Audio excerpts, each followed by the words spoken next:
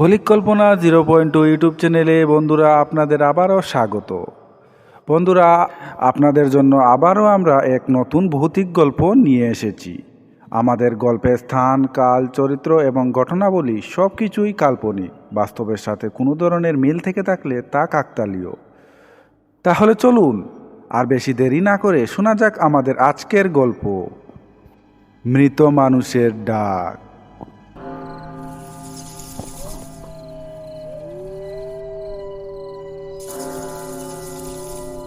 রাত প্রায় 12টা। গ্রামটা তখন পুরোই নিস্তব্ধ। হঠাৎ রাকিবের ফোন বেজে উঠল। স্ক্রিনে নাম্বারটা দেখি তার শরীরটা যেন বয়ে ঠান্ডা হয়ে আসলো। আরে সুমন, এত রাত্রে আমাকে ফোন দিল? কিন্তু সুমন তো 3 দিন আগেই মারা গেল। তাহলে এখন আবার সে ফোন করলো? আমি তো কিছুই বুঝতে পারছি না। এত রাত্রিতে কে ফোন করলো তার ফোন দিয়ে আমাকে? না, এটা সুমন হতে পারে না। কিন্তু এটা কি করে সম্ভব? সে তো 3 দিন আগেই মারা গিয়েছে। তাহলে কে আমাকে ফোন দিল সুমনের মোবাইল দিয়ে? তার ফোনটা কি ধরবো না ধরবো না? না, যা হবার হবে। তার ফোনটা আমি ধরবই। যা হবার পরে দেখা যাবে। রাকিব ভয়ে ফোনটা ধরতে চাইছিল না, কিন্তু কৌতূহল তাকে বাধ্য করলো। ফোনটা ধরতেই ওপাশ থেকে খুব ধীর গলায় একটা কণ্ঠস্বর ভেসে আসলো। রাকিব, রাকিব, তুই কি আমাকে শুনতে পাচ্ছিস? আমার কথা কি তোর কানে পৌঁছাচ্ছে বন্ধু? তুই কি আমাকে ভুলে গেছিস বন্ধু? আমি তো তোর খুব কাছের ছিলাম, তাই না? এই কণ্ঠস্বর শোনা মাত্রই রাকিবের পা এবং গলা থরথর করে কাঁপতে শুরু করেছিল। তারপরেও সে সাহস করে জিজ্ঞেস করলো, কে কে আপনি? আর রাকিবের ফোন দিয়ে কেন আমাকে ফোন করছেন? এরকম মজা মস্তি ভালো নয়। আর আপনি আমার বন্ধু সম্বন্ধে কি উল্টাপাল্টা কথা বলছেন? সে গত 3 দিন আগেই পরলোক গমন করেছে। তাকে নিয়ে এভাবে মজা ঠাট্টা তামাশা করবেন না আপনি। আপনার পরিচয়টা আমাকে দিন। তারপর ফোনের ওপার থেকে আবারও উত্তর আসলো। বন্ধু, তুই কি আমাকে চিনতে পারছিস না? আমি সুমন রে।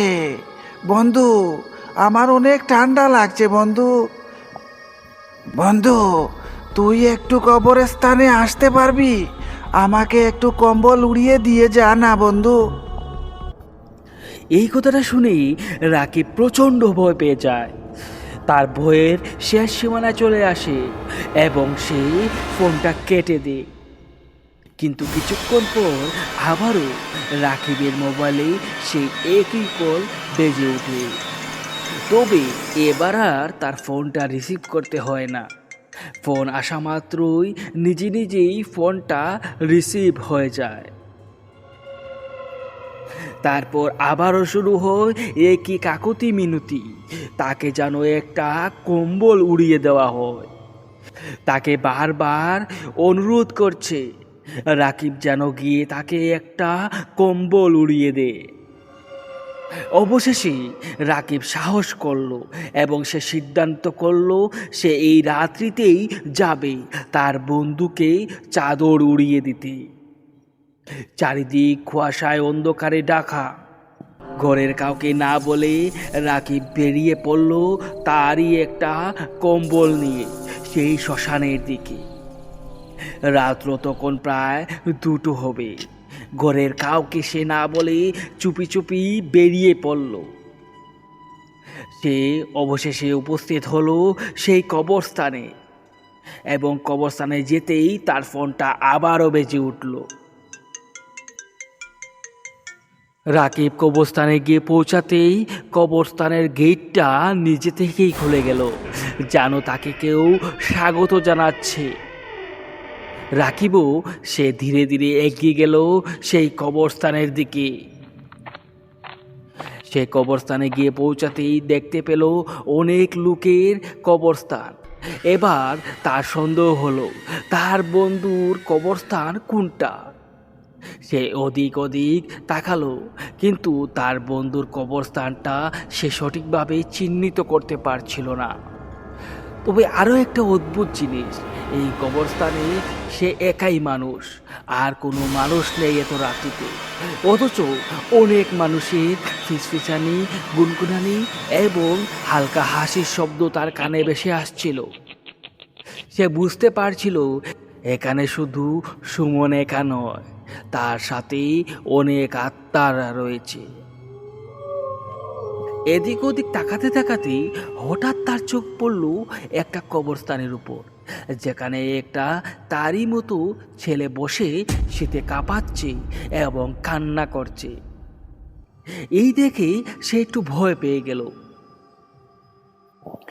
হ্যাঁ, আমি বুঝতে পেরেছি, এটাই আমার বন্ধু সুমনের কবরস্থান। আমি কবর খুঁজে পাচ্ছি না বলে সেই আমাকে এসে কবরটা দেখিয়ে দিল। বন্ধু, তুই চিন্তা করিস না, তোর আর আমার বন্ধুত্বটা আজীবন আমরণ অবধি থাকবে। এই বলেই সে কাঁদতে দৌড়ে যায় সেই কম্বলটা নিয়ে তার সেই বন্ধুর কবরস্থানের দিকে, এবং সে কম্বলটা মুড়িয়ে দিয়ে কিছুক্ষণ কাঁদতে সে কবরস্থান থেকে বেরিয়ে আসে। কবরস্থানের গেটটা পার হতেই তার মোবাইলে আবারও ফোন বেজে ওঠে, সেই একই নাম, সুমন। বন্ধু, তোকে অনেক অনেক ধন্যবাদ। আমার শেষ ইচ্ছাটা তুই পূর্ণ করেছিস বন্ধু। আমি এখন মুক্ত হয়ে যাব। চলি বন্ধু, বিদায়। যদি কোনোদিন আবার প্রয়োজন হয় তাহলে তোকে আবার ডাকবো বন্ধু। বিদায় বন্ধু, বিদায়। ভালো থাকিস।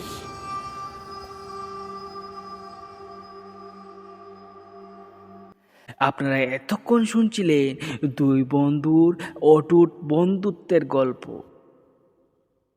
আশা করছি আমাদের এই গল্পটা আপনাদের অনেকটাই ভালো লেগেছে। যদি ভালো লেগে থাকে তাহলে অবশ্যই আমাদের ভিডিওটিকে লাইক এবং চ্যানেলটিকে সাবস্ক্রাইব করে যেতে ভুলবেন না। দেখা হচ্ছে আবারও কোনো নতুন ভৌতিক গল্পে। ততক্ষণের জন্য সবাইকে শুভরাত্রি।